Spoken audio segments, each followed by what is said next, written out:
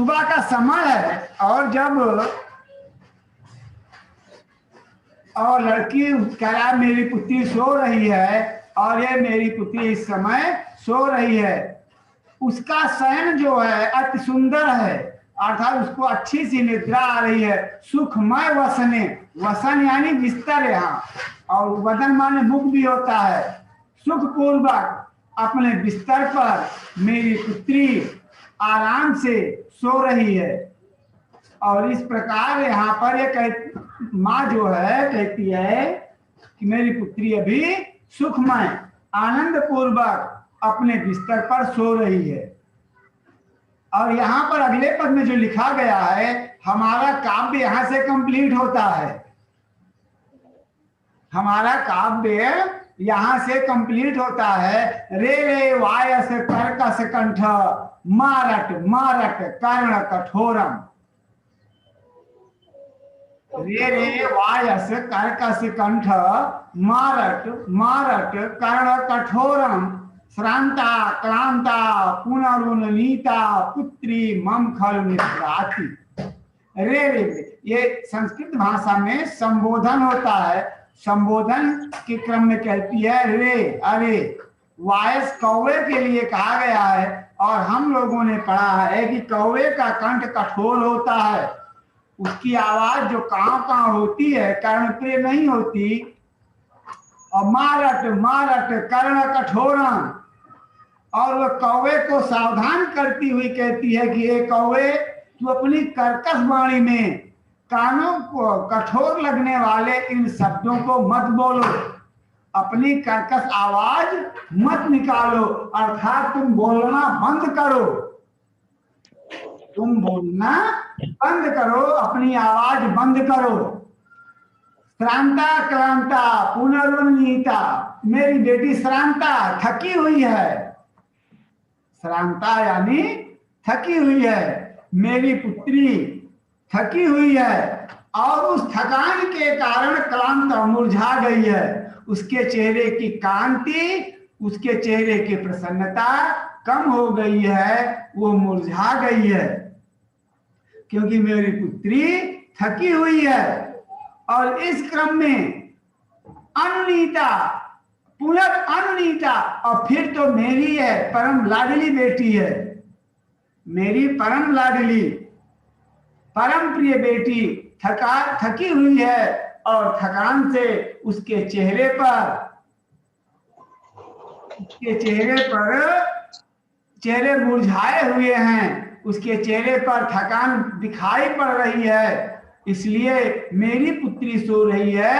अय कर्कश कंठ के कौवे, तू अपनी वाणी को बंद कर, अर्थात तू अपनी आवाज करना बंद कर दे, नहीं तो मेरी पुत्री अपनी नींद से उठ जाएगी, मेरी पुत्री की नींद टूट जाएगी।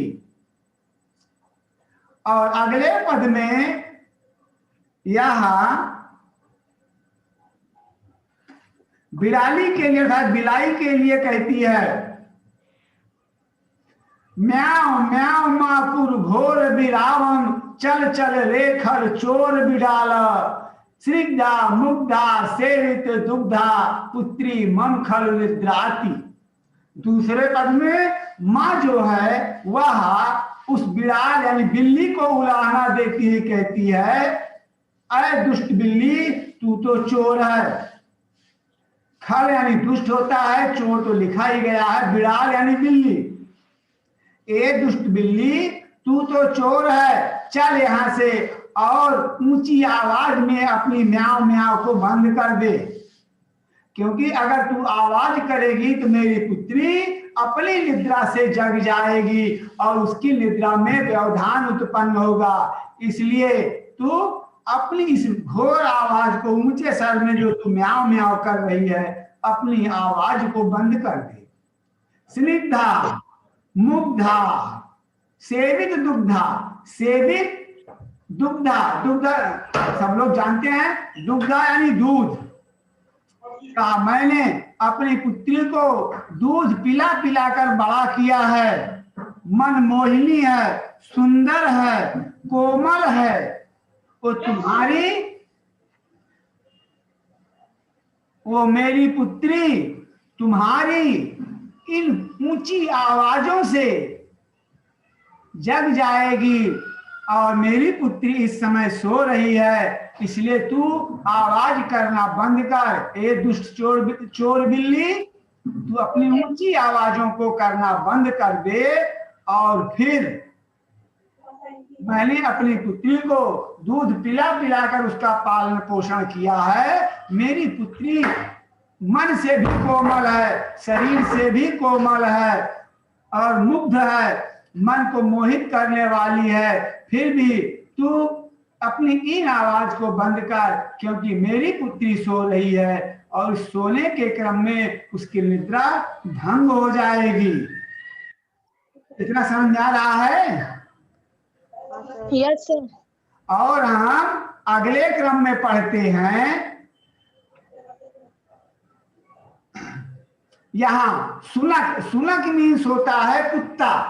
संस्कृत में सुनक का अर्थ होता है कुत्ता। तो अगले पद में लिखती है, उच्च मां भस सुनक वरा का भौ भौ माकुरु कार्य विहीन।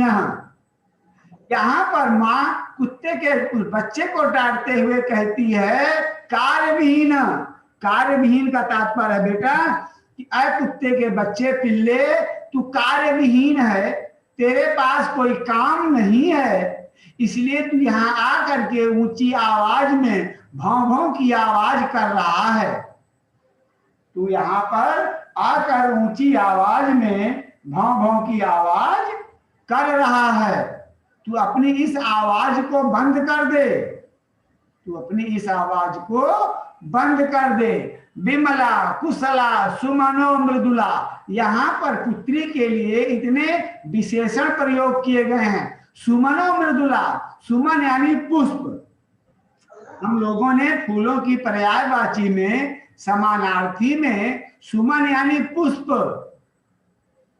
कहा। पुष्पों के समान मृदुल है, विमल है, मन से भी विमल है। ये मेरी पुत्री अभी सो रही है तुम्हारी भौ भौ की आवाज से। मेरी पुत्री जो पुष्प से भी कोमल है, अपनी निद्रा से जाग जाएगी, उसकी निद्रा टूट जाएगी, उसकी निद्रा भंग हो जाएगी।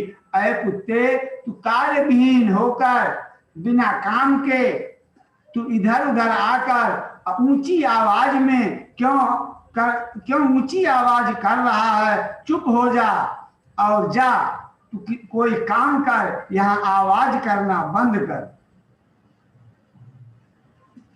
और अंतिम में लिखता है रे रे मसक मां कुल गानम। मसक तुम्हारी बुक में मसक यानी मच्छर दिया गया है, मसक यानी मच्छर। वैसे मसक यानी मच्छर हम जब सोते रहते हैं तो हमारे कानों के पास आकर के बढ़िया सुंदर सातों राग में गीत सुनाते हैं।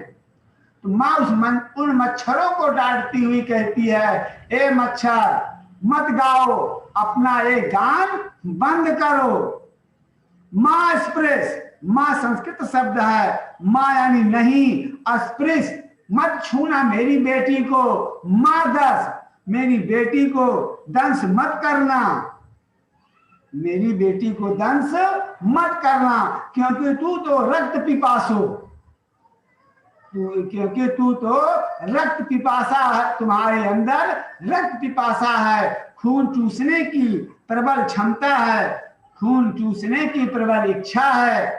इसलिए तू अपनी इस इच्छा को लेकर के मेरी पुत्री को स्पर्श मत करो, मेरी पुत्री को दंश मत करो।